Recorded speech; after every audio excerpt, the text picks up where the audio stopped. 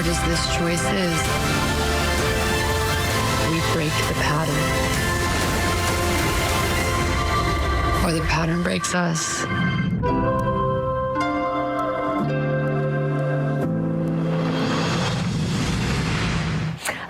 It ends with us, released back in 2024, but most of the conversation connected to the film is tied to the public spat between co-stars Blake Lively and Justin Baldoni.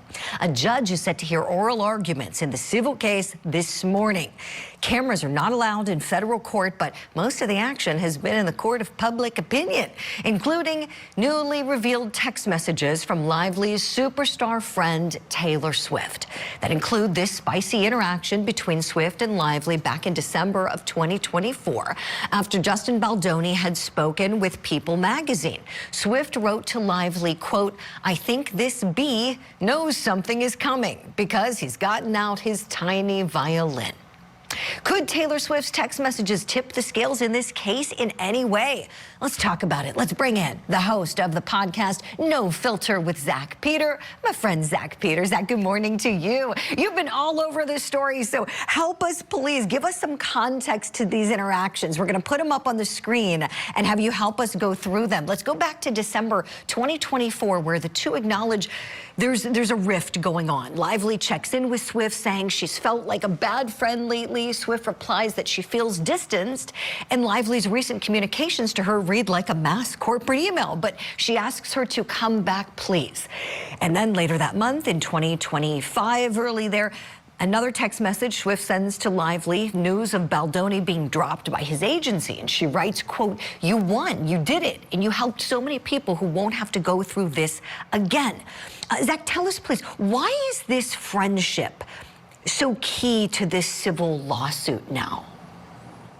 Well, because initially when the news first broke, Taylor Swift made it clear that she had no involvement. She wanted no part of this scandal. I mean, well, the second it became a scandal, right? When it was just the New York Times article, people were still very much, believing Blake Lively's allegations and really sympathizing with her, right? Because she was saying that she had such a terrible experience on this set. And then the second Baldoni started releasing his side of the story, that's when Taylor Swift immediately ran for the hills and was like, I had no part of any of this. I barely met Baldoni one time. And now we're starting to see these communications between Taylor Swift and Blake Lively. And it's starting to look like Taylor Swift had a lot more involvement, at least with, some of the behind the scenes mechanics with helping Blake Lively as she was trying to take more control over this film. This is such a great insight from you, Zack, as per usual. So for anybody who hasn't really followed it closely, we know it's a hot mess what's going on with Blake Lively and Justin Baldoni. I mean, just a total mess. They both have gotten really messy with this, and now it's all over the place. And to your point, the Swift camp was saying, this has nothing to do with our star. She's not involved. And so now, from what you're saying, it sounds like there was some knowledge and communications going on, and now Baldoni's team is all over that, aren't they?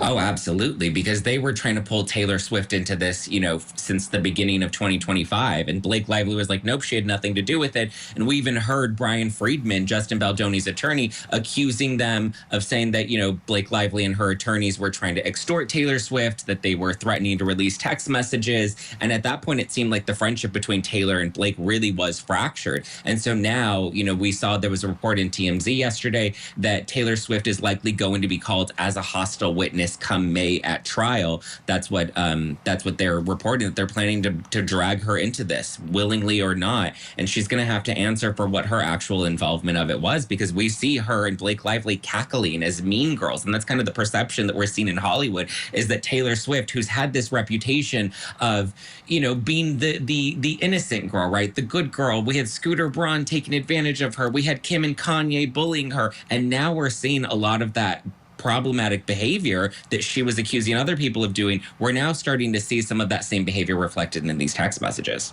To that point, Zack, I'm curious, where do the Swifties stand in this? Are they mad at either of these lawsuit participants? How are they feeling this morning?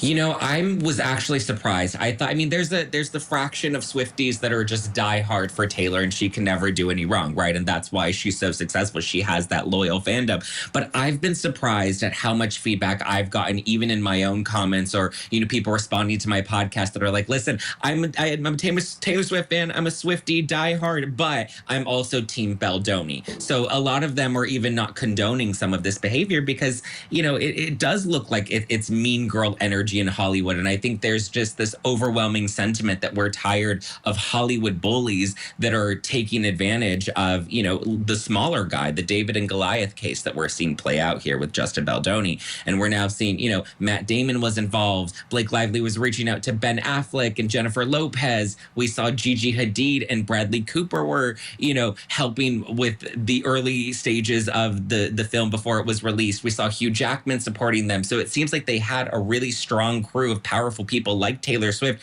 that were in their court as this whole, behind the scenes drama was unfolding. Right. Excellent insight, Zach. You've done such a great job putting out so many of your videos covering this. I always enjoy watching your show. And for anybody who wants to see more, I encourage them to follow you right now. I want to bring in attorney John Phillips to answer a question you raised, Zach, about, look at John. Oh. You're so much fun. Oh, my goodness. Zach pointed out about the idea that this defense team, Justin Baldoni's team, could potentially call Taylor Swift as a hostile witness. And so I want to pick your brain. What's that going to look like if that happens? It's me. Hi, I'm the lawyer. It's me. You knew I had to do it. I had to do it. He's here the whole show. Friends at home. Whole show.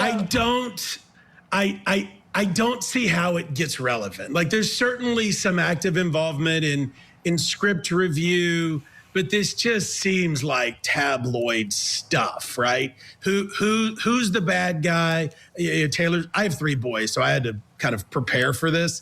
But like, Taylor has a lyric about, in this town, you're the only real one. That's what the jury, that's what the court has to figure out. Which one's the real one? Because both of them, even to Taylor's point, have kind of put this on their shoulders way too much, and kind of brought in their friends when Taylor really didn't have a role in this. Going into law professor mode really quickly. If the defense calls Taylor witness as a hostile witness, which they can do if it can be established that, she's Team Lively and biased, toward her best friend, they can treat it like a cross-examination when she gets up there. So it's not going to be pretty. It's going to be all leading questions, very, very uncomfortable. John, anything Taylor Swift can do to try to stop this from happening? Oh, I'd file every motion in the world, because her testimony actually has to be relevant. It has to present, some level of offering to the cause of action, to the elements. And I'd say she's just shooting the crap with her friends. So, I mean, you can file motions to strike. You can fight subpoenas. She's welcome to call. We're happy to do it.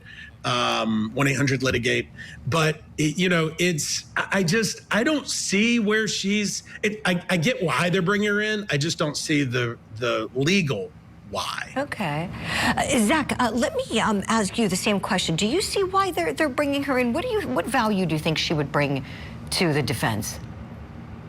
Well, we're now seeing that there are layers and potential involvement of Taylor Swift being the one that may have orchestrated Blake Lively's relationship with the New York Times with this smear piece that was initially presented before litigation took place.